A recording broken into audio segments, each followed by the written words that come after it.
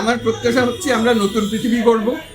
আমরা 3-0 পৃথিবী গড়তে চাই, যেখানে net carbon emission zero poverty. আর একটা হলো যে আমরা ওয়েলথ কনসেন্ট্রেশন, সমস্ত সম্পদ মালিক উপর দিকে হচ্ছে, নিচের মানুষ বঞ্চিত হয়ে যাচ্ছে। 3-0 ক্লাব, তরুণরাই হলো ভবিষ্যৎ, তারা এই পৃথিবী গড়বে। তো তাদের সামনে স্বপ্নটা কি? 3-0 ক্লাব দিয়ে শুরু হোক। আমরা একটা স্বপ্নের পেছনে ছুটেছি, এই স্বপ্নের মধ্যে পড়ে গিয়ে কারো বিরক্তি ভাজন হয়েছে।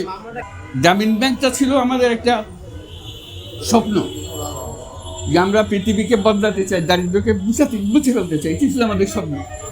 সেই স্বপ্ন বাস্তবায়নে আমরা পেছনে লেগেছিলাম।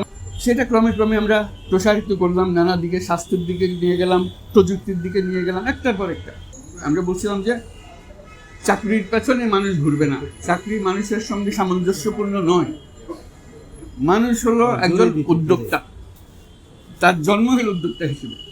এই কাঠামো ভুল, এর পেছনে আমরা লাগলাম যে সকল মানুষ উদ্যোক্তা। শুধু ব্যাংকিং সিস্টেমের ভুল কাঠামোর কারণে মানুষ আজকে চাকরির পেছনে ছুটছে। আর চাকরিটা হলো দাসত্বের একটা জিনিস।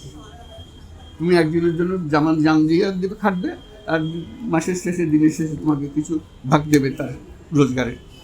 আমরা বলি শিক্ষা ব্যবস্থাটা একটা চিন্তার কারাগার। সে কারাগার থেকে মুক্তি পাওয়ার জন্য আমরা বললাম শিক্ষা ব্যবস্থাকে সম্পূর্ণরূপে পাল্টে ফেলতে হবে।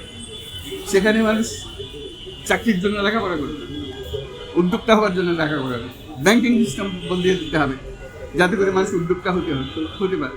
যে উদ্যোক্তা হতে হলে টাকার প্রয়োজন, যেটা ইনভেস্টমেন্টের যে প্রয়োজন, সেটা আর্থিক ব্যবস্থা থেকে আসতে হবে। যে ব্যবসাকে বললাম যে ব্যবসা মুনাফার পেছনে ছুটবে না, ব্যবসা সামাজিক সমস্যার সমাধানের পেছনে ছুটবে। সেটা আমরা নাম দিলাম সামাজিক ব্যবসা। এটা আস্তে আস্তে আমরা প্রসারিত হতে আরম্ভ করব।